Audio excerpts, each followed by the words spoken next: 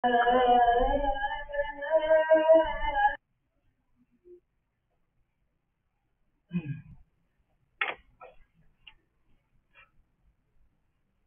لله الذي أرسل رسوله بالهدى ودين الحق ليظهره على الدين كله ولو كره المشركون. أشهد أن لا إله إلا الله وأشهد أن سيدنا محمدا عبده ورسوله.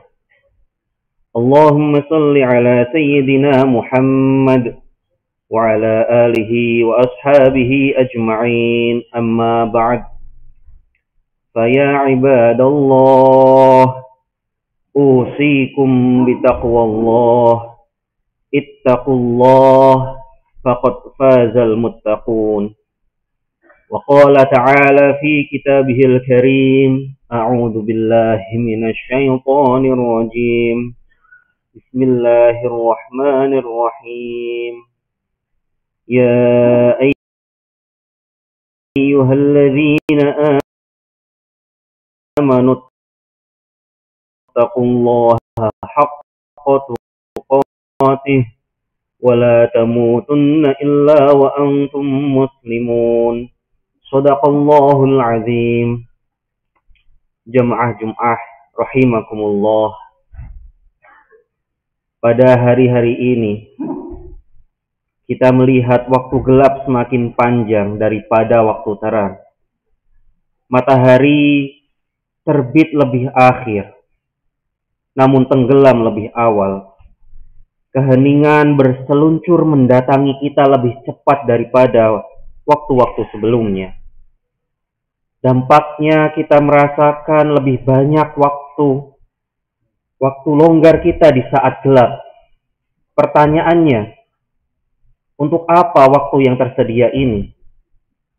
Dalam kesempatan khutbah Jumat ini, khotib ingin menyampaikan ajaran Islam mengenai keutamaan untuk memanfaatkan waktu untuk mencari ilmu dan merefleksikan diri. Jamaah Jum'ah yang dimuliakan Allah Subhanahu wa Ta'ala,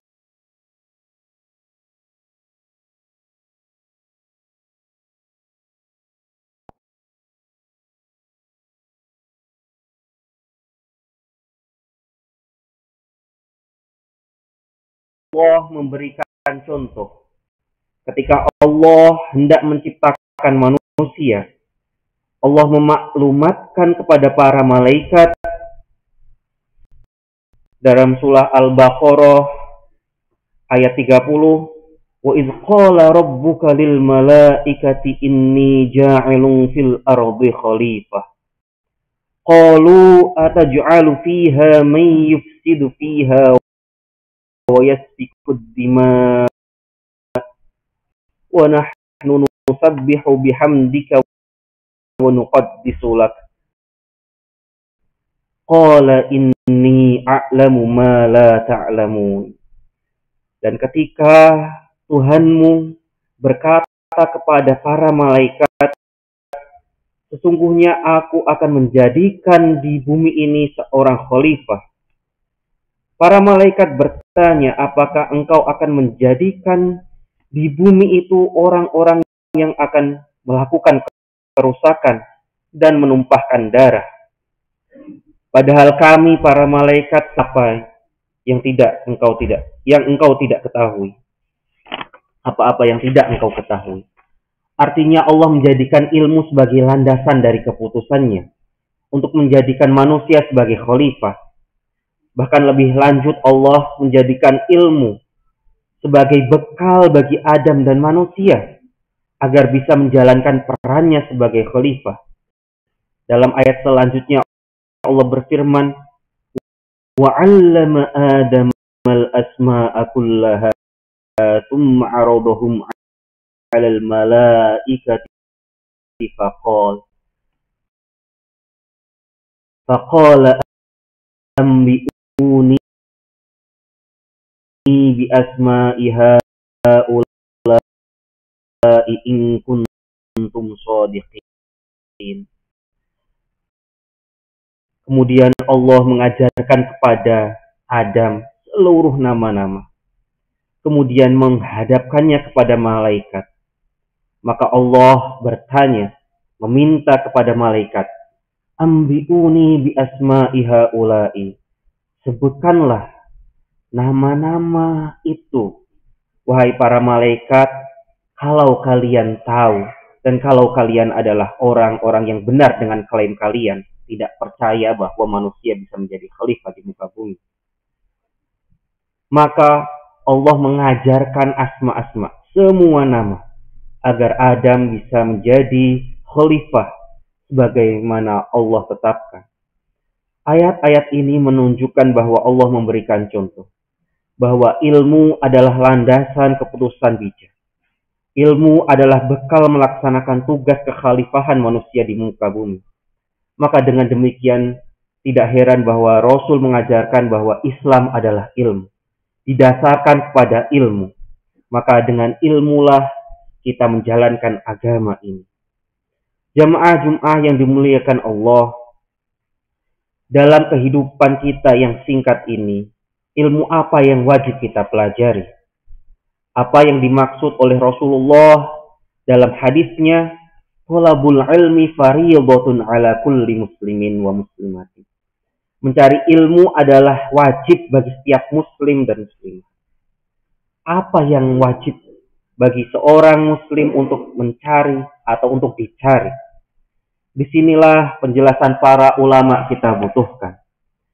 Ilmu yang wajib kita cari, misalnya Imam Al-Ghazali menyampaikan, ada 3. Pertama adalah ilmu akidah. Seorang muslim berkewajiban mengetahui makna dari 2 kalimat syahadat. Siapakah Allah Subhanahu wa Ta'ala? Siapakah Muhammad itu? Apa dampak dari kita mengucapkan 2 kalimat syahadat dalam kehidupan kita? Ini adalah ilmu yang paling awal wajib seorang muslim ketahui, wajib bagi seorang muslim cari. Ini juga ilmu yang paling utama dikenalkan bagi mereka yang mau mengenal Islam, yaitu ilmu tauhid dan ilmu kenabian Rasulullah Shallallahu Alaihi Wasallam. Ilmu yang kedua adalah ilmu af'al, ilmu perbuatan. Wajib bagi seorang muslim mengetahui apa yang wajib dilakukan bagi orang yang percaya bahwa dan melaksanakannya ketika sudah mengetahui ilmunya. Lebih lanjut, karena sholat tidak sempurna kecuali dengan menjaga kesucian dan kebersihan badan dan tempat sholat dari hadas dan najis, maka kita juga wajib mengetahui ilmu tata cara bersuci. Apa saja yang dinilai najis itu? Apa saja yang menjadikan seorang hadas itu? Bagaimana mensucikannya? Bagaimana mengangkat hadas? Apa saja air yang suci dan mensucikan sehingga kita bisa gunakan untuk berwudu? Lalu ketika seorang memasuki bulan suci Ramadan, wajib baginya mempelajari ilmu puasa, lalu melaksanakan puasanya. Dan seterusnya ilmu mengenai rukun Islam, mengenai perbuatan yang wajib dilakukan oleh seorang muslim itu. Ilmu yang ketiga adalah ilmu mengenai apa yang harus ditinggalkan. Ilmu ini jarang dibahas, tapi ini ilmu yang sangat penting. Ilmu ini terkait apa yang harus kita hindari dalam kehidupan kita sebagai muslim. Kita sebagai manusia tentu saja butuh makan, butuh minum, butuh pakaian, dan kebutuhan-kebutuhan lainnya. Islam memberikan kelonggaran yang amat luas dalam hal pemenuhan kebutuhan-kebutuhan ini. Tapi juga dia memberikan batasan yang tidak boleh dilanggar. Maka seorang muslim wajib tahu batasan hal.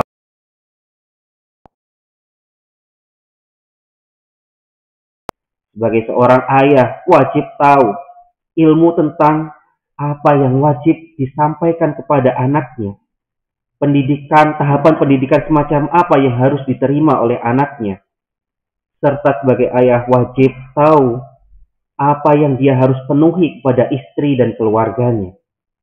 Namun ilmu ini bukan hanya terkait hal-hal yang sifatnya lahiriah, yang zahir saja. Ilmu ini juga terkait hal-hal yang sifatnya batin. Ilmu yang terkait dengan kondisi psikologis setiap orang yang hidup itu, kecuali ada godaan keburukan yang mendatanginya melalui hatinya, baik dari setan maupun hawa nafsu. Dalam kerangka inilah seorang wajib mengetahui sifat-sifat yang merusak hatinya, sebagaimana sabda Rasulullah Shallallahu Alaihi Wasallam, "Salafun muhlikatun, syuhun muta' wa hawan muttaba'un wa i'jabul mar'i binafsihi." Tiga hal yang menghancurkan manusia: kebakhilan, kekikiran yang diikuti, dan hawa nafsu yang diikuti, dan kekaguman seseorang kepada dirinya sendiri. Maka tiga hal ini harus kita hindari, dan bahkan wajib kita mempelajari apa yang merusak hati kita dari apa yang dijelaskan oleh para ulama melalui penjelasan terhadap hadis Rasulullah Shallallahu Alaihi Wasallam. Kita wajib mengetahui untuk tidak melakukan kekikiran, untuk menolak godaan hawa nafsu, meredam rasa angkuh, meredam rasa lebih baik dari orang lain, meredam sifat hasud, yaitu iri dengki kepada kebahagiaan orang lain, dan menginginkan kebahagiaan orang lain itu jatuh atau hilang dari dirinya, atau berpindah kepada dirinya sendiri. Juga menghindari menaklukkan sifat rakus atas kedudukan, harta benda duniawi, serta sifat-sifat yang merusak hati lainnya. Jamaah Jumat sekalian, sifat-sifat ini adalah sifat-sifat yang merusak hati, namun tidak dilihat oleh manusia dalam lahiriahnya. Maka sifat-sifat ini sulit untuk ditaklukkan, sulit untuk dikalahkan, tetapi wajib bagi kita untuk berusaha sekuat tenaga kita melakukannya, karena itu adalah kewajiban yang disampaikan oleh Rasulullah Shallallahu Alaihi Wasallam. Jamaah Jumat sekalian, dengan waktu gelap yang semakin panjang, maka hendaknya kita mampu memanfaatkan waktu gelap itu untuk mencari ilmu dan melakukan refleksi diri. Carilah tiga ilmu ini. Datanglah ke majelis-majelis ilmu. Wa astaghfirullahalazim. Innahu huwal ghafurur rahim.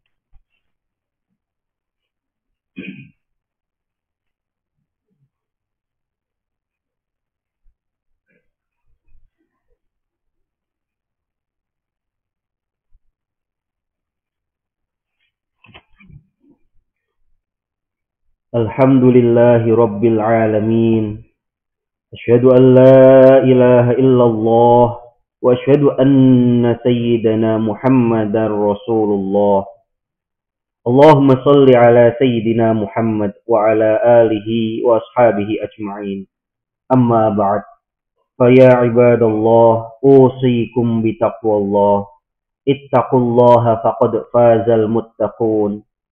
Faya ayyuhal muslimun, ittaqullaha fima amar. Wantahu amma naha. Wa'lamu anna Allah amarakum bi amrin. Bada'a fihi binafsih wa sana bimalaikatihi biqudusih.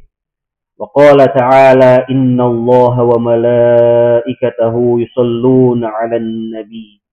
Ya ayyuhalladzina amanu sallu 'alaihi wa sallimu taslima. Allahumma salli 'ala Muhammad wa 'ala ali Muhammad kama sallaita 'ala Ibrahim wa 'ala ali Ibrahim innaka Hamidum Majid. وبارك على محمد وعلى آل محمد كما باركت على سيدنا إبراهيم وعلى آل إبراهيم